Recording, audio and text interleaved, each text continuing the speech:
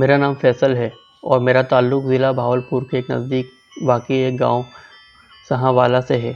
یہ ان دنوں کا ذکر ہے جب میں روزگار کی خاطر کراچی آیا تھا۔ میری طرح ہزاروں نوجوان اپنے علاقوں میں روزگار نہ ہونے کی وجہ سے بڑے شہروں کا رخ کرتے ہیں اور دوہری مشقت میں پھنستے ہیں۔ ایک طرف روزگار کی مشقت اور دوسری طرف اپنے گھر اور گھر والوں کی دوری برداشت کرتے ہیں۔ کراچی آنے کے بعد مجھے سائٹ ایریا میں واقع ایک گارمنٹ فیکٹری میں جاب مل گئی تھی۔ فیکٹری آنے جانے میں دقت نہ ہو یہ سوچ کر میں نے فیکٹری کے قریب ہی رہائش کے لیے جگہ تلاش کرنی شروع کر دی تھی۔ میری فیکٹری سے قریب ترین رہائشی علاقہ میٹروول تھا۔ اس علاقے کے شروع میں پکے مکانوں پر مشتمل زیادہ تر ہمارے جفاکش پٹھانوں کی ایک گنجان آبادی ہے جو آگے بنارس تک پھیلی ہوئی ہے۔ یہاں زیادہ تر مزدور طبقے کے لوگ رہتے ہیں۔ ذرا آگے بڑھیں اور خیبر گیٹ سے داخل ہوں تو آگے متوسط طبقے کی آبادی ہے۔ میں جس وقت کا ذکر کر رہا ہوں اس وقت یہ جگہ اتنی گنجان آباد نہیں تھی اور نہ ہی خیبر گیٹ بنا تھا۔ بہرحال اس گیٹ کے ساتھ دائیں جانب پہلی گلی میں مجھے رہائش کے لیے ایک کمرہ باتھ روم کے ساتھ مناسب کرائے پر مل گیا تھا۔ میرے گھر کے برابر میں ایک فیملی رہتی تھی جو 3 افراد پر مشتمل تھی، 2 بیٹے اور ایک ان کی والدہ تھیں۔ یہ ایک بڑا نیک اور دیندار گھرانہ تھا۔ بڑے لڑکے کا نام سفیان اور چھوٹے کا نام نعمان تھا۔ نعمان میرا ہی ہم عمر تھا، لہٰذا بہت جلد میری اس سے اچھی دوستی ہو گئی تھی۔ ان کی امی محلے کے بچوں کو قرآن پاک پڑھایا کرتی تھیں اور بڑی ہی نیک اور خدا ترس خاتون تھیں۔ ان دونوں بھائیوں نے بھی قرآن پاک حفظ کیا ہوا تھا۔ بڑا بھائی سفیان کسی اچھی فرم میں جاب کرتا تھا جبکہ نعمان ان دنوں گریجویشن کر رہا تھا۔ نعمان سے دوستی تو کبھی کبھار میں ان کے گھر بھی جانے لگا یا کبھی نعمان میری طرف آ جاتا۔ نعمان کی امی جنہیں میں انٹی کہتا تھا اکثر میرے لیے کھانا بھیج دیا کرتی تھیں۔ یوں مجھے گھر کا پکا ہوا کھانا میسر آ جاتا تھا جو اس وقت میرے لیے کسی نعمت سے کم نہیں ہوتا۔ نعمان کا گھرانہ بھی میری طرح کرائے کے گھر میں رہ رہا تھا۔ سفیان بھائی چاہتے تھے کہ اب اپنا گھر خرید لیا جائے۔ کچھ جمع پونجی انٹی کے پاس تھی اور کچھ پیسوں کا انتظام سفیان بھائی نے آفس سے لون لے کر لیا تھا۔ وہ سستا زمانہ تھا، مکان کی قیمتیں ابھی آسمان تک نہیں پہنچی تھیں۔ سفیان بھائی نے اسٹیٹ ایجنٹ کو کہا کہ انہیں کوئی گھر اچھا سا ملے تو بتائیں۔ اسٹیٹ ایجنٹ نے ہفتے بھر میں ہی ان کے لیے گھر ڈھونڈ لیا تھا۔ یہ گھر ہماری گلی میں ہی واقع تھا۔ ہماری گلی کافی طویل ہے اور آگے جا کر یہ ایک چھوٹے سے قبرستان سے جا ملتی ہے۔ وہ گھر نعمان کی فیملی کے بجٹ کے مطابق اچھا بنا ہوا تھا، مگر قباحت یہ تھی کہ وہ قبرستان کے سامنے واقع تھا۔ میں شام نعمان کے گھر گیا تو انٹی نے بتایا کہ گھر بہت اچھا بنا ہوا ہے اور وہ اور نعمان آج ہی اس مکان کو دیکھ کر آئے تھے۔ 3 کمروں پر مشتمل یہ مکان ان کی فیملی کے لیے کافی تھا۔ ایک فاضل کمرہ مکان کی چھت پر بھی بنا ہوا تھا۔ انٹی نے مجھ سے کہا، فیصل بیٹا اگر ہم نے وہ گھر خرید لیا تو اوپر والا کمرہ تم لے لینا۔ میں بھی خوش ہو گیا۔ ٹھیک ہے انٹی، جو کرایہ میں ابھی مالک مکان کو دیتا ہوں وہ آپ کو دے دیا کروں گا۔ انہوں نے مجھے پیار سے ڈانٹ پلائی اور کہا، تمہارا کرایہ بچانے کے لیے تو تمہیں یہ پیشکش کی ہے۔ بہرحال نعمان اور انٹی کو مکان پسند آ گیا اور مکان کی چابی نعمان اپنے ساتھ لے آیا تھا۔ شام کو سفیان بھی مکان دیکھ لے تو پھر خریدنے کی بات کرتے ہیں۔ اتنے میں سفیان بھائی بھی آ گئے۔ انہوں نے مکان کی چابی یہ کہہ کر نعمان سے لے لی، آج تو وہ بہت تھکے ہوئے ہیں، کل شام وہ دفتر سے واپس مکان دیکھتے ہوئے آئیں گے۔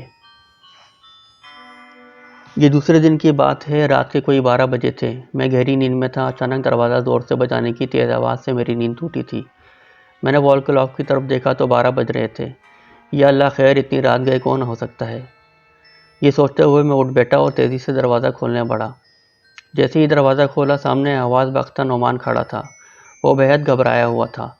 وہ جلدی سے بولا، فیصل جلدی سے میرے ساتھ چلو، سفیان بھائی کو نہ جانے کیا ہو گیا ہے۔ وہ مکان دیکھنے گئے تھے اور ابھی گھر پہنچے ہیں۔ آتے ہی چلانے لگے، مجھے بچا لو، مجھے بچا لو، اور پھر گر کر بے ہوش ہو گئے۔ میں نے جلدی سے دروازے کو تالا لگایا اور نعمان کے ساتھ ان کے گھر آ گیا۔ سفیان بھائی کو نعمان نے برآمدے میں پڑی ہوئی ایک چارپائی پر لٹا دیا تھا۔ وہ ہوش و حواس سے بیگانہ بیسود پڑے ہوئے تھے۔ انٹی شاید اندر کمرے میں سوئی ہوئی تھیں۔ ہم نے انہیں اس وقت اٹھانا مناسب نہیں سمجھا۔ میں نے نعمان کو ٹیکسی لانے میں بھیج دیا اور خود سفیان بھائی کو ہوش میں لانے کے جتن کرنے لگا۔ میں نے جیسے ہی ان کا جسم چھوا تو ان کا جسم بخار میں تپ رہا تھا۔ اتنی دیر میں ٹیکسی بھی آ گئی۔ ہم سفیان بھائی کو لے کر اسپتال چلے گئے۔ اسپتال میں سفیان بھائی کا فوری طور پر علاج شروع ہو گیا تھا۔ انہیں دوسری دن ہوش آیا۔ نعمان نے صبح آنٹی کو سفیان بھائی کے بارے میں بتایا تھا۔ جب سے وہ اسپتال میں سفیان بھائی کے سرانے بیٹی دعائیں پڑھ پڑھ کر ان کو پھونک رہی تھیں۔ جوان بیٹی کی حالت دیکھ کر ان کے آنسو نہیں رکتے تھے۔ سفیان بھائی کو جیسے ہی ہوش آتا وہ چلانے لگ جاتے، بچاؤ بچاؤ، خدا کے لیے میری مدد کرو۔ اس کی چیخ و پکار سن کر ڈاکٹر آ گئے، ہمیں کمرے سے باہر بھیج کر ان کا معائنہ کرنے لگے۔ بعد میں نعمان کے استفسار پر ڈاکٹر نے بتایا کہ سفیان بھائی کو کسی چیز سے ڈر لگ گیا ہے، جب ان کا یہ خوف دور ہو جائے گا تو وہ نارمل ہو جائیں گے۔ انہوں نے یہ بھی کہا کہ ان کی ذہنی حالت ٹھیک نہیں ہے، اس لیے ان سے زیادہ بات نہ کی جائے۔ سفیان بھائی اسپتال میں تقریباً 1 ہفتہ ایڈمٹ رہے تھے۔ اس دوران آنٹی اور نعمان بہت پریشان رہے تھے۔ رفتہ رفتہ ان کی حالت بہتر ہوتی چلے گئی تو آنٹی نے بھی سکھ کا سانس لیا۔ آخرکار انہیں اسپتال سے چھٹی مل گئی اور وہ گھر آ گئے۔ وہ بالکل نارمل ہو چکے تھے، لیکن ابھی انہوں نے آفس جوائن نہیں کیا تھا۔ آفس سے انہیں میڈیکل لیو مل گئی تھی۔ اس شام میں نعمان کے گھر گیا تھا۔ سفیان بھائی بڑے خوشگوار موڈ میں خوشگپیوں میں مصروف تھے۔ ہم سب نے رات کا کھانا اکٹھے کھایا تھا۔ نماز کے بعد آنٹی ہم تینوں کے لیے چائے بنا کر لائی تھیں اور خود سونے چلے گئیں۔ دوسرے دن اتوار تھا، اس لیے مجھے بھی گھر جانے کی جلدی نہیں تھی۔ ہم ادھر ادھر کی باتیں کر رہے تھے۔ اچانک ہی نعمان نے سفیان بھائی سے پوچھا، بھائی جان اس دن ایسا کیا واقعہ ہوا جو آپ اتنے خوفزدہ ہو گئے تھے؟ نعمان نے ان سے ڈرتے ڈرتے سوال کیا تھا، کہیں ان کی ذہنی کیفیت پھر نہ بگڑ جائے۔ لیکن اس کے خیال کے برعکس سفیان بھائی نے اطمینان سے چائے پیتے ہوئے کہا، میں سوال کی توقع بہت پہلے کر رہا تھا۔ آپ کی حالت کے پیش نظر آپ سے کچھ پوچھنے کی ہمت نہیں ہو رہی تھی، میں نے جواب دیا۔ انہوں نے چائے کا خالی کپ ٹرے میں رکھتے ہوئے کہا، جیسا کہ تم لوگ جانتے ہو کہ میں ڈرپوک یا بزدل بالکل بھی نہیں ہوں، مگر اس رات اتنے عجیب و غریب واقعات میرے ساتھ پیش آئے کہ میں ٹوٹ کر رہ گیا۔ ہوا یوں کہ اس دن آفس سے نکلتے ہوئے مجھے دیر ہو گئی۔ اس مکان پر پہنچتے پہنچتے مجھے رات کے 8 بج گئے تھے۔ چاروں طرف تاریکی چھا گئی تھی۔ میں نے ٹارچ اپنے ساتھ رکھی ہوئی تھی اور سوچا تھا کہ مکان کا سرسری سا جائزہ لے کر جلدی ہی گھر واپس آ جاؤں گا۔ امی اور نعمان نے تو مکان پسند کر ہی لیا تھا۔ نعمان نے مجھے بتایا کہ اس مکان کے مالک برابر والے گھر میں ہی رہتا ہے۔ میں نے سوچا تھا مکان کا جائزہ لے کر میں واپس جاتے ہوئے ان سے بھی مل لوں گا، لیکن بھائی مالک مکان کے برابر تو۔ نعمان نے ان کی بات کاٹی، مجھے پورا واقعہ سنانے دو پھر بتاتا ہوں۔ انہوں نے گہری سانس لی اور پھر کہنا شروع کیا، میں اس مکان کے دروازے پر پہنچا تو وہاں ایک مضبوط سا تالا لگا ہوا تھا۔ جیسے ہی میں نے تالا کھولا تو مجھے عجیب سی بے چینی محسوس ہونے لگی تھی۔ میں اندر داخل ہوا تو وہاں اتنا گہرا اندھیرا تھا کہ ہاتھ کو ہاتھ سجائے نہیں دے رہا تھا۔ میں نے ٹارچ جلائی اور اس روشنی میں اطراف کا جائزہ لیا تو دیکھا کہ در و دیوار اور فرش مٹی سے اٹے ہوئے تھے، جگہ جگہ مکڑیوں نے جالے بنائے ہوئے تھے۔ میں جس کمرے میں اس وقت کھڑا تھا وہاں دیوار کے ساتھ دائیں طرف کمرے میں سیاہ لکڑی کی بنی ہوئی الماری رکھی ہوئی تھی۔ اس الماری پر کچھ نقش و نگار بھی بنے ہوئے تھے جو ایک عرصہ گزرنے کی وجہ سے پھیکے پڑ گئے تھے۔ الماری کا ایک دروازہ کھلا ہوا تھا اور اس میں کپڑے رکھے ہوئے نظر آ رہے تھے۔ میں حیران تھا۔ میری اطلاع کے مطابق یہ مکان بالکل خالی تھا، لیکن سامان کی موجودگی یہاں کسی کے رہنے کا پتہ دے رہی تھی۔ میں بہت حیران ہوا۔ بظاہر یوں لگتا تھا جیسے اس کمرے میں برسوں سے کوئی نہیں آیا۔ میں نے ٹارچ کی روشنی ذرا گھمائی تو ایک سیم لکڑی کا دروازہ نظر آیا جو شاید دوسرے کمرے میں کھلتا تھا۔ ہر شے پر مٹی کی تہ جمی ہوئی تھی۔ میں کمرے میں داخل ہوا۔ یہاں بھی ایک کونے میں ویسی ہی لکڑی کی الماری اور کمرے کے وسط میں بھاری میز رکھی ہوئی تھی جس کے گرد کچھ کرسیاں بھی رکھی تھیں۔ میں نے ٹارچ کی روشنی ذرا اور اوپر گھمائی تو بری طرح سے اچھل پڑا۔ مجھے محسوس ہوا تھا کہ کرسی پر کوئی بیٹھا ہوا تھا۔ چند لمحوں تک میں ساکت ہو کر رہ گیا۔ میرا دل زور زور سے دھڑکنے لگا تھا۔ میں نے قریب جا کر ٹارچ کی روشنی میں بغیر کرسیوں کا جائزہ لیا تو وہ خالی پڑی تھیں اور ان پر مٹی جمی ہوئی تھی، جیسے برسوں سے انہیں کسی نے ہاتھ بھی نہ لگایا ہو۔ میں نے اس انسانی حیولے کو اپنا وہم سمجھا۔ اس کمرے کا ماحول چکرا دینے والا تھا۔ میری جگہ کوئی اور ہوتا تو چیخیں مارتا ہوا بھاگ کھڑا ہوتا۔ یہاں کی کوئی بات میری سمجھ میں نہیں آ رہی تھی۔ کمرے کی حالت بتا رہی تھی کہ برسوں سے یہاں کسی نے قدم نہیں رکھا۔ مکان کا مالک اسے بیچنا چاہتا تھا۔ خریدار اسے آ کر دیکھتے ہوں گے۔ کیا اتنے عرصے میں مکان کا مالک بھی یہاں نہیں آیا؟ اس قسم کے بہت سے سوالات میرے ذہن میں آ رہے تھے، مگر میں کچھ بھی سمجھ نہیں پا رہا تھا۔ حالات جو بھی تھے میری سمجھ سے بالا تر تھے۔ میرے دل میں تجسس پیدا ہو گیا تھا۔ میں نے فیصلہ کیا اس گھر کو پورا دیکھوں گا۔ کم از کم اتنا تو پتہ چل جاتا کہ مکان خالی ہے یا اس میں کوئی رہ رہا ہے، اور یہ سامان کس کا ہے۔ میں دبو قدموں اندر کی جانب بڑھا۔ کاش مجھے معلوم ہوتا کہ جگہ آصف زدہ ہے اور یہاں آ کر میں بہت بڑی مصیبت میں پھنس جاؤں گا تو میں یہاں کبھی بھی قدم نہیں رکھتا، لیکن ہونے والی بات ہو کر رہتی ہے، کسی کو معلوم نہیں ہوتا کہ آئندہ کیا پیش ہونے والا ہے۔ اندرونی دروازہ بند نہیں تھا، میں نے کھولنے کے لیے جیسے ہی اس پر ہاتھ رکھا وہ بھاری دروازہ چڑچڑاہٹ کے ساتھ خود بخود کھلتا چلا گیا، جیسے میرے ہاتھ لگانے کا ہی منتظر ہو۔ جیسے ہی دروازہ خود بخود کھلنے لگا میں گھبرا کر 2-3 قدم پیچھے ہٹ گیا۔ خوف کی سرد لہر میرے جسم میں دوڑ گئی تھی، لیکن چند ہی منٹ میں نے خوف پر قابو پا لیا۔ اندر مکمل خاموشی چھائی ہوئی تھی۔ میں اندر داخل ہو گیا۔ وہ دروازہ ایک راہداری میں کھلتا تھا۔ میں وہ مختصر راہداری عبور کرنے لگا۔ راہداری ختم ہوئی تو میں نے خود کو برآمدے میں کھڑا پایا۔ برآمدے میں دائیں ہاتھ پر لکڑی کا ایک زینہ اوپر کی طرف جا رہا تھا۔ زینے کے ساتھ ایک کمرہ تھا۔ راہداری اور کمرے میں حشرات الارض نے رہائش اختیار کی ہوئی تھی۔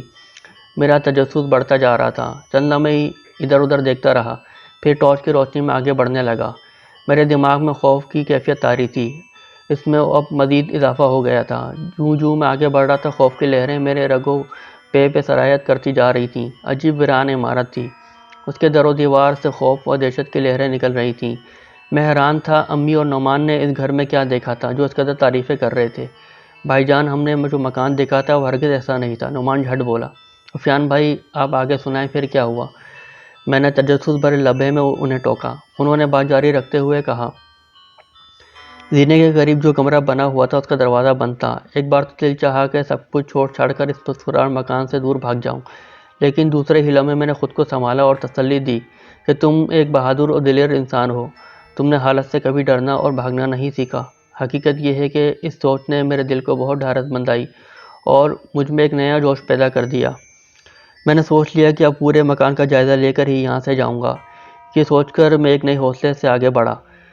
میں اب تک یہ نہیں سمجھ پایا تھا کہ یہ جگہ آصف زدہ ہے، دراصل بہت مشہور اعصاب کا مالک ہوں۔ اچانک مجھے محسوس ہوا جیسے پشت سے مجھے کوئی دیکھ رہا ہے۔ میں ایک لمحے کے لیے بدحواس ہو گیا، مگر دوسرے ہی لمحے میں نے تیزی سے پیچھے مڑ کر دیکھا، لیکن وہاں ویرانی کے سوا کچھ نہ تھا۔ مجھے نہ جانے کیوں یہ یقین سا ہو گیا تھا کہ کوئی نادیدہ ہستی یہاں تھی جو میرا جائزہ لے رہی تھی۔ میری چھٹی حس کسی نادیدہ خطرے کا اعلان دے رہی تھی۔ میں نے ایک بار پھر اطراف کا جائزہ لیا۔ پوری عمارت پر اعصاب شکن سناٹا چھایا ہوا تھا۔ اچانک ایک ہولناک چیخ مکان میں گونجی۔ میں بری طرح اچھل پڑا۔ چیخ کی آواز اوپر کسی کمرے سے بلند ہوئی تھی۔ آہستہ آہستہ وہ آواز سسکیوں میں تبدیل ہو گئی۔ وہ آواز کسی عورت کی تھی۔ ہلکی ہلکی سسکیوں کی آواز مجھے اب بھی سنائی دے رہی تھی۔ پہلا خیال جو میرے ذہن میں آیا وہ یہ تھا کہ مجھے فوراً یہاں سے دور بھاگ جانا چاہیے۔ اس خیال کو عملی جامہ پہنانے کے لیے میں مڑا ہی تھا کہ ایک خیال میرے ذہن میں کوندا کہ ہو سکتا ہے مکان خالی دیکھ کر کوئی شیطان و فطرت انسان اپنے مذموم مقاصد کی تکمیل کے لیے یہاں آیا ہو۔ میں حیران تھا کہ چیخ کی آواز خاصی بلند تھی، آس پاس کے رہنے والوں کو وہ چیخ سنائی کیوں نہیں دی تھی؟ رات کے سناٹے میں تو اس آواز کا دور دور تک جانا لازمی تھا۔ پھر آخر کوئی کیوں یہاں نہیں آیا؟ بہرحال سبب کچھ بھی ہو، میں اتنا بزدل اور کمزور بھی نہیں تھا کہ ایک مظلوم لڑکی کی مدد نہ کر سکوں۔ ابھی میں یہ سوچ ہی رہا تھا کہ چیخ کی آواز دوبارہ سے گونجی۔ میں آگے بڑھنے لگا۔ میرا رخ زینے کی جانب تھا جہاں سے سسکیوں کی آوازیں اب بھی آ رہی تھیں۔ میں نہایت چوکنا انداز میں سیڑھیاں طے کر رہا تھا۔ مجھے ہر پل یہ دھڑکا لگا ہوا تھا کہیں میری موجودگی سے وہ شخص واقف نہ ہو جائے۔ سیڑھیاں طے کرتے کرتے جیسے ہی آگے بڑھا تو وہ آوازیں یک بیک بند ہو گئیں۔ اوپر ایک کمرہ تھا جس کا دروازہ کھلا ہوا تھا۔ میں ٹارچ روشن کر کے کمرے کی طرف بڑھا۔ اس وقت میں نے خود کو ہر طرح کے حالات کے لیے تیار کر لیا تھا۔ میں نے دروازے پر ہاتھ رکھا تو وہ کھلتا چلا گیا۔ میں نے دروازے سے اندر جھانکا تو حیرت کا ایک شدید جھٹکا لگا۔ وہ کمرہ بالکل خالی تھا۔ کمرے کے کونے میں مسہری رکھی تھی اور مسہری کے پاس ایک چھوٹی سی میز رکھی تھی۔ یہ بھی حیران کن بات تھی کہ عمارت اب تک جتنی بھی چیزیں نظر آئی تھیں وہ سب کی سب بےحد قدیم تھیں۔ میں کمرے میں داخل ہوا اور ایک ایک چیز کا بغور جائزہ لینے لگا۔ اس بات نے مجھے حیرت زدہ کر دیا کہ کمرے میں صدیوں کی گرد جمی تھی۔ فرش پر بھی مٹی کی موٹی چہ جمی ہوئی تھی۔ اوپر نیچے در و دیوار پر مکڑیوں نے جالے تان دیے تھے۔ یوں لگتا تھا جیسے اس کمرے میں صدیوں سے کسی نے قدم نہ رکھا ہو۔ میز پر ایک پیتل کا چھوٹا سا دیا بھی رکھا تھا اور اس پر بھی مٹی جمی ہوئی تھی۔ چیخ اور سسکیوں کی آوازیں مجھے اسی سمت سے آئی تھیں۔ میں حیران تھا اگر یہاں کوئی تھا تو اس کے نظر کیوں نہیں آ رہا، یا اس کے قدموں کے نشانات تو ہونے چاہیے تھے۔ حیرت سے میرے قدم زمین میں گڑ گئے۔ میرا ذہن بے شمار خیالات کی آمادگاہ بنا ہوا تھا۔ اگر کوئی یہاں نہیں آیا تو پھر چیخوں کی آوازیں کہاں سے آئی تھیں؟ میرا ذہن کام نہیں کر رہا تھا۔ میرے اعصاب جواب دے گئے تھے اور دل زور سے دھڑک رہا تھا۔ اچانک مجھے محسوس ہوا کہ جیسے پیچھے کوئی مجھے گھور رہا ہے۔ ایک دم میں پیچھے گھوما، لیکن کمرے میں ہولناک ویرانی کے سوا کچھ نہ تھا۔ میں نے جو ہی دروازے کی سمت دیکھا تو اپنی جگہ جم کر رہ گیا اور آنکھیں پھٹی کی پھٹی رہ گئیں۔ لکڑی کا وہ بھاری دروازہ چڑچڑاہٹ کی بھیانک آواز کے ساتھ اپنے آپ ہی بند ہوتا جا رہا تھا۔ اس وقت میرے جسم کا خون جیسے خشک ہو گیا تھا۔ جب دروازہ ایک دھماکے سے بند ہوا تو مجھے اچانک ہی جیسے ہوش آ گیا۔ میں بھاگتا ہوا دروازے تک پہنچا اور اسے کھولنے کی کوشش کرنے لگا، مگر بے سود۔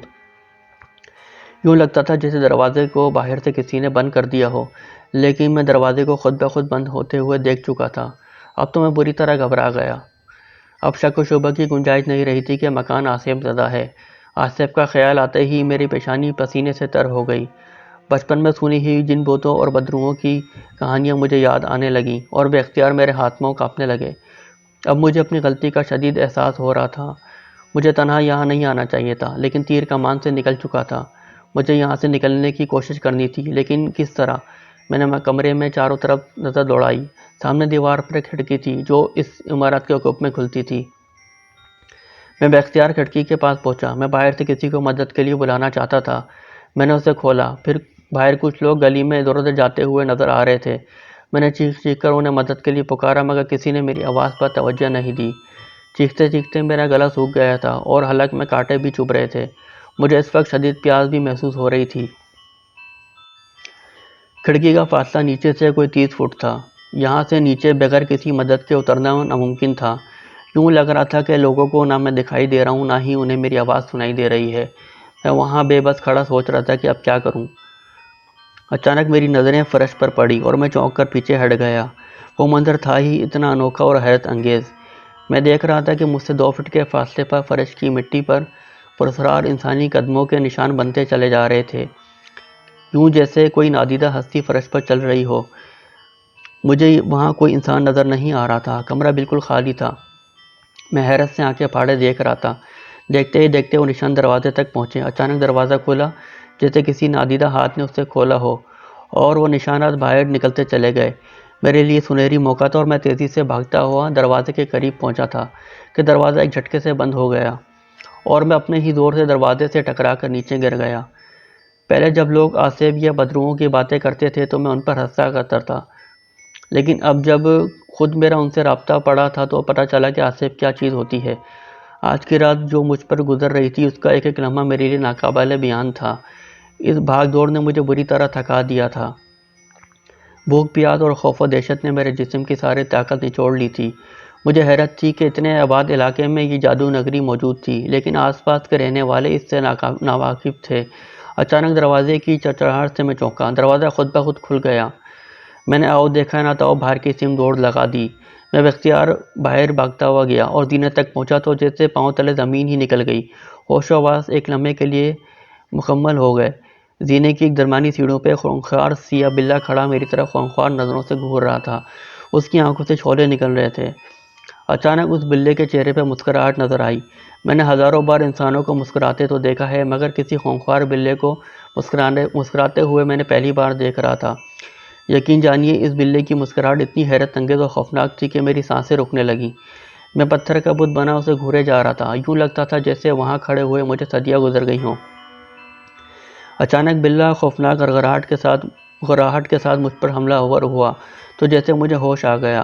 میں واپسی اسی کمرے کی طرف بھاگا۔ خونخوار بلے کا پنجہ میری ٹانگ پر پڑا اور میری پینٹ کا پائچہ لے اڑا۔ میں نے کمرے میں آ کر دروازہ بند کر دیا۔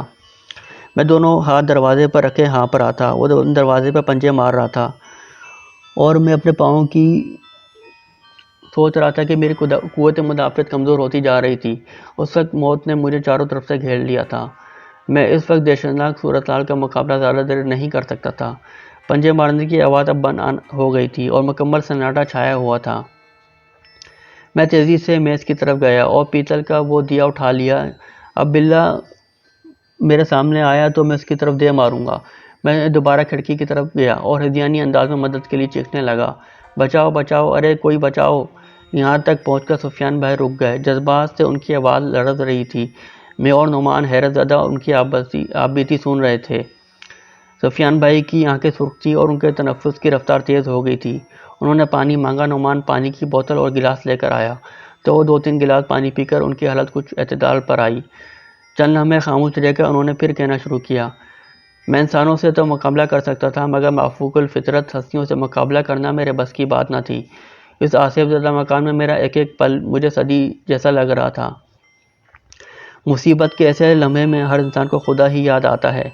खुदगर्द इंसान को जब कोई फ़िक्र और परेशानी नहीं होती तो भूल कर भी खुदा को याद नहीं करता, मगर जब बुरा वक्त आता है तो खुदा को याद करता है। यही इस वक्त मेरा भी हाल था। मैं निहायत खुशू खुदू के साथ अल्लाह से दुआ मांगने लगा और कुरान पाक की तिलावत शुरू कर दी। इससे मेरी वहशत में नुमाया कमी आई और दिल को ढारस हो गई। इस वक्त एक 30-35 साल शख्स कमरे में दरवाज़ा खोलकर अंदर दाखिल हुआ। उसे देखकर बेख्तियार उछल पड़ा। अरे डरो नहीं, मैं तुम्हारी मदद के लिए आया हूँ। तुम काफ़ी देर से आवाज़ें लगा रहे थे। उसने अंदर आते ही मुझे तसल्ली दी। खुदा के लिए मुझे यहाँ से बाहर निकालें, मैं यहाँ आकर फंस गया हूँ। यहाँ अजीब व गरीब हालात हैं। मैं ना जाने कितने घंटों से यहाँ भटक रहा हूँ। आप इत्मीनान से बैठें, ये पानी पिएँ। उसने हाथ में पकड़ा पानी का गिलास मुझे थमाया और कहा, अपनी हालत देखें, खौफ से आपका क्या हाल हो गया है। वो तो अच्छा हुआ बैरूनी दरवाज़ा खुला हुआ था और आपकी आवाज़ें सुनकर मैं अंदर आ गया। यहाँ नज़दीक ही रहता हूँ। हम इस मसेरी पर बैठकर बातें कर रहे थे। आपको किसने यहाँ आने का मशवरा दिया? हमारा ये मकान ख़रीदने का इरादा था। ये जगह कैसे बेची जा सकती है? ये तो एक आसबी आमादगाह है। आप ये सब कैसे जानते हैं? मेरा खौफ अब काफ़ी हद तक दूर हो गया था। मैं बहुत अरसे से यहाँ रह रहा हूँ और इस जगह के बारे में सब कुछ जानता हूँ। क्या जानते हैं? मेरी तजस्सुस की हस फिर बेदार हो गई थी। इस जगह पर बदरुओं का कब्ज़ा है। हुआ यूँ कि इस मकान में एक पुलिस इंस्पेक्टर को अपनी बीवी और 4 साला बेटे के साथ रहता था। इस इलाके में उसकी नई नई पोस्टिंग हुई थी। इसने मकान बड़े अरमानों से ख़रीदा था, मगर उसे यहाँ रहना और बसना नसीब नहीं हुआ। उसकी बीवी के सामने वाक़ई कब्रिस्तान से बड़ा खौफ आता था। शौहर तो दिन में ड्यूटी पर चला जाता था और उसका 4 साला बेटा पूरा दिन तन्हा रहता था। उसे ये मकान शुरू से ही पसंद नहीं आया था। वो बज़िद थी कि उसे बेचकर कहीं और शिफ्ट हो जाए। इंस्पेक्टर उसे बार बार समझा चुका था, वो मकान बेचना और दूसरा मकान ख़रीदना इतनी जल्दी नामुमकिन है, मगर वो बड़ी जज्बाती और ज़िद्दी औरत थी। आए दिन दोनों मियाँ बीवी आपस में झगड़ते रहते। एक दिन सुबह सुबह उन दोनों में तकरार शुरू हो गई। तकरार ने कुछ ही देर में झगड़े की सूरत इख्तियार कर ली। इंस्पेक्टर रियाज को अचानक गुस्सा आ गया। उसने एक हाथ अपनी बीवी को जड़ दिया और ख़ुद ड्यूटी पर चला गया।